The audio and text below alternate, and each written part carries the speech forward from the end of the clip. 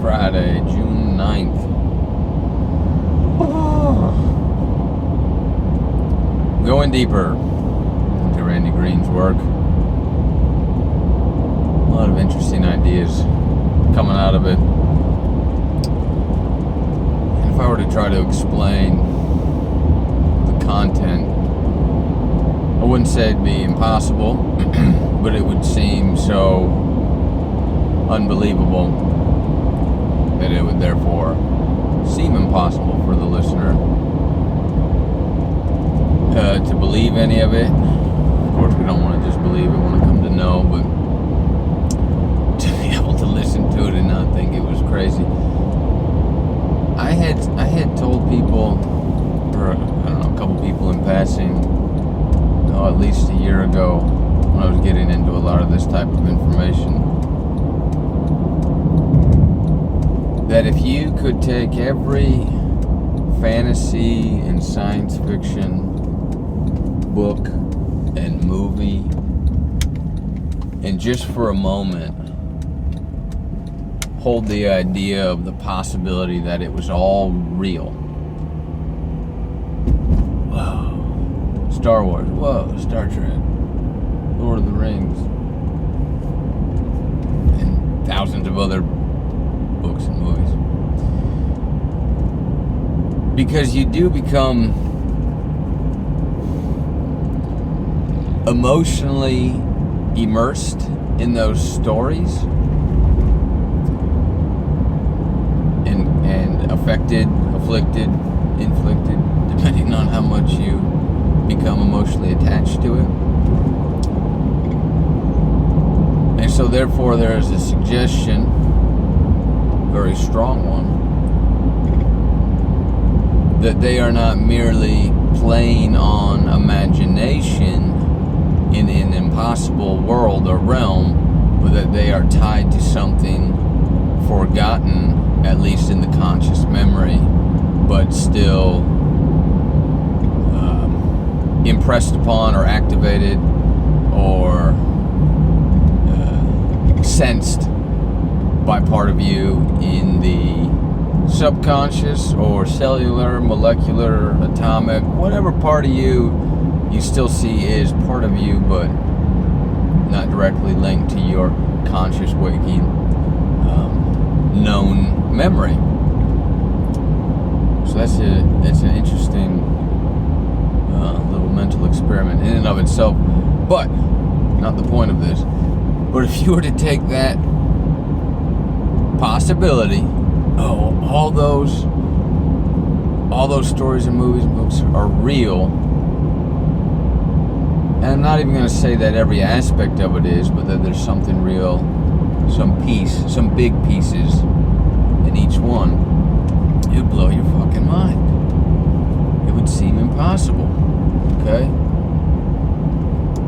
That's basically the level, same but different. The level one needs to get to, or I should phrase it as, the level I had to bring myself to in order to immerse myself in this type of information. And again, this, for me, the cosmic unveiling would have begun about a year and a half ago, a year and 3 months ago, when I found Seth Gizbo's work with Black Earth Productions and started really giving this type of information serious consideration. And I said that long intro, that rambling preamble of holding that idea, because if you, it's all about psychology, right? We've got to prime the pump.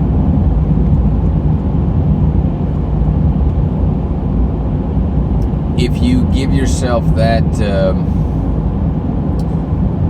intentional foreshadowing, you may be more readily able and willing to receive the information when you come upon it. So like, hey, this is going to be really, really heavy. You give someone a 100-pound weight. Oh, glad you told me. I got to brace myself.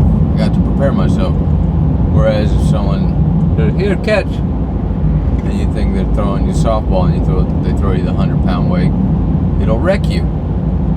Okay? And this video isn't going to get into the meat and potatoes or whatever appropriate metaphor would work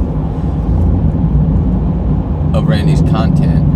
It's just going to be the short video to stand as the preface for preparing oneself to engage in this type of information, because I thought I had worked on a lot of paradigms, and yet even the stuff I've learned in the last few years, say dating back to the very first videos I ever posted, if any of you saw it, there's a red light or a salt lamp behind me, and I was talking about the importance of the sun and what I learned from Dr. Cruz and all of that good health stuff.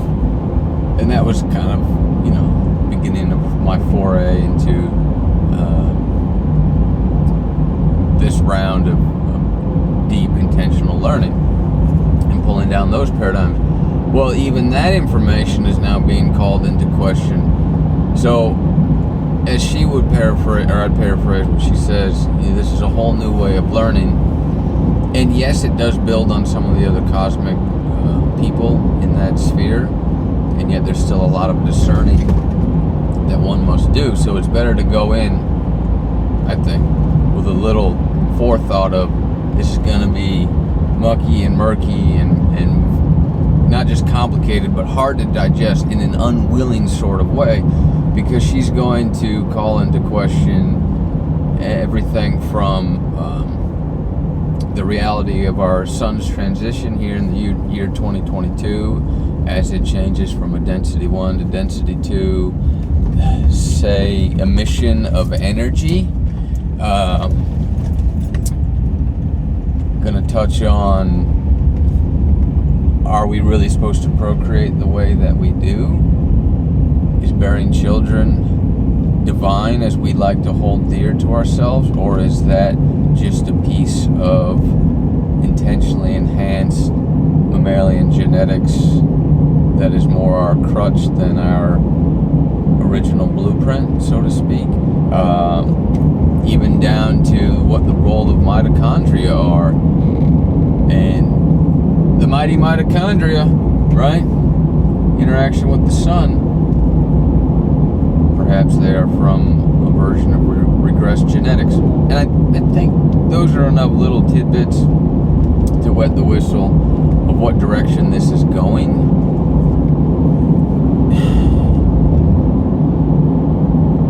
I get the feeling there's not many people out there studying this. And I told a couple people, it's one of two reasons. The first option is it's so batshit crazy that you have pigeonholed yourself into the niche of the niche of the niche, like the strangest fetish you've ever heard of, and there can only be 10 of you in the world because it's that ridiculous. The other possibility, which I'm more maybe prone to, which doesn't make me special, just makes me unique, which means not better than others, just rare in the timing and willingness I'm willing to put forth towards the endeavor.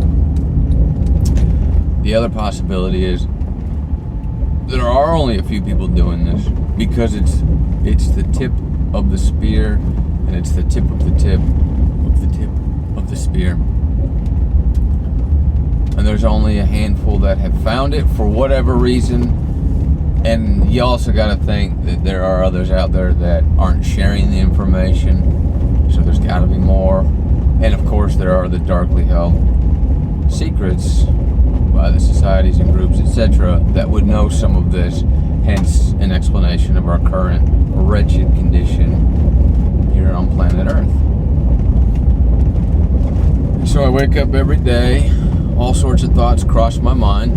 How much of them are what she'll call the base program, what gets alluded to in the Matrix? How much of those are just designed for us? No, let me back up. And I engage my mental process in some important questions. The chip guy's here. Oh, no.